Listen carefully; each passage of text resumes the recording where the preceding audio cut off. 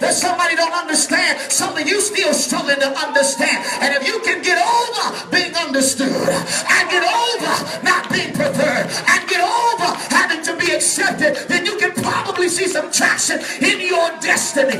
Listen to me. What would you be doing if you didn't care what people thought about it?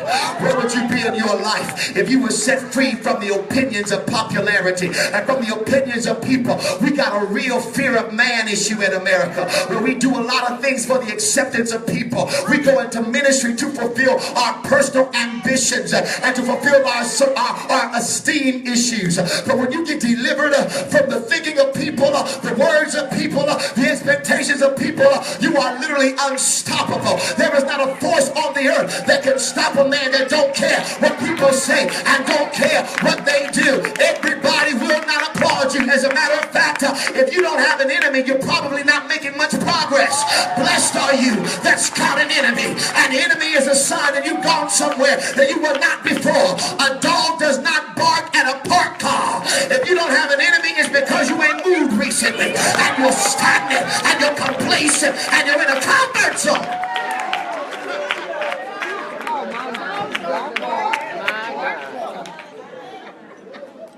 John saw Jesus as the Lamb of God, but Jesus was more than the Lamb of God. It was just the way God chose to reveal Jesus to John. There are going to be people, jobs, opportunities that are going to interact with you by how they first see you. But that's not all you are. Say, I receive that. Say, I receive that. So then, after John notices that this is Jesus, you know the whole story. You know, they go into this exchange and John says, you know, you baptize me, you know, you baptize me, you know, you baptize me, you know, that whole conversation. And then something happened. God spoke and made it clear that he was more than the Lamb. This is my beloved son, and I am well pleased with him. Now, this is why this is powerful. Jesus hadn't done nothing yet. He had not changed water into wine. He had not bled on the cross, and yet God affirmed him before Jesus ever did anything, because he didn't want Jesus beginning his career moving into theatrics to get the pleasure of God. He didn't want Jesus feeling like that the better you did, the more I love you, and the more you do, the more I can affirm you. I don't want you going into works to try to get approval from me. So he began his ministry with the affirmation of the Father, and the rest was fueled by that last statement. Listen to me. But what do you think the devil tested?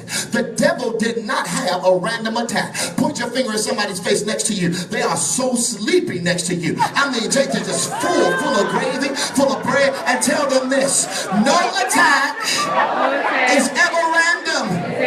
Somebody else, no attack is ever random. You will not have a random attack. You will not have an out of nowhere attack. Every assault on your life is customized. It's tailor specific. And what's the basis of your next attack? You ready? The last thing God said. God told Jesus, this is my son, I'm well pleased. And then further on, when Jesus went into the wilderness, what did the devil say? If you be the Son of God. In other words, Satan attacked the last statement God said to them. If you want to track your next attack, pay attention to God's last promise. I'm working in here. And if you don't pay attention to the promise, you won't be ready for the attack.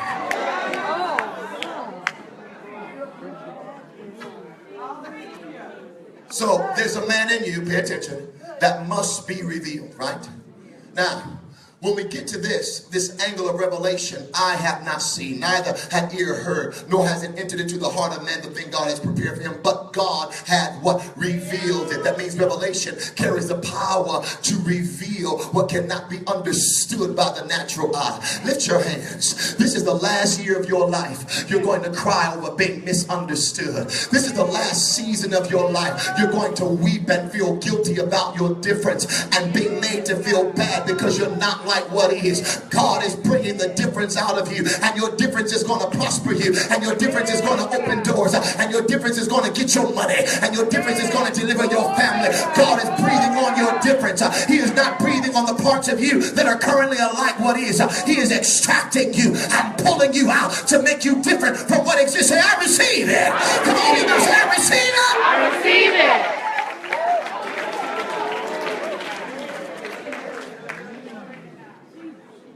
The next challenge in this is all background. My real message is 20 seconds.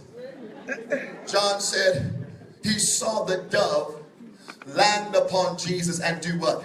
Remain there. Now, why is this uncommon? If you are a lover of animals, I am not. And particularly, I like dogs. My wife has a 13-year campaign against me for dogs. She refuses to allow me to have one. Pray for her. And but I am not particularly an animal lover. But when you have doves, the nature of doves are extremely sensitive. When they rest upon you, you can't make any sudden movements without them responding to who you are. So the very fact that John saw the dove land upon Jesus and stayed was significant to what the point God is making through the text. I'm trying to be clear here. That means that what's about to happen in your life in this next season, this change is not going to be temporary. The Bible said the dove landed on him and remained. God is doing something to you right now. He is doing something in you right now. He is doing some stuff in your mind, in your emotions. He is even doing some stuff in your language. And there may be those that are around you waiting on you to revert back to who you used to be. But I believe God is saying, I'm getting ready to bring some permanent changes in you.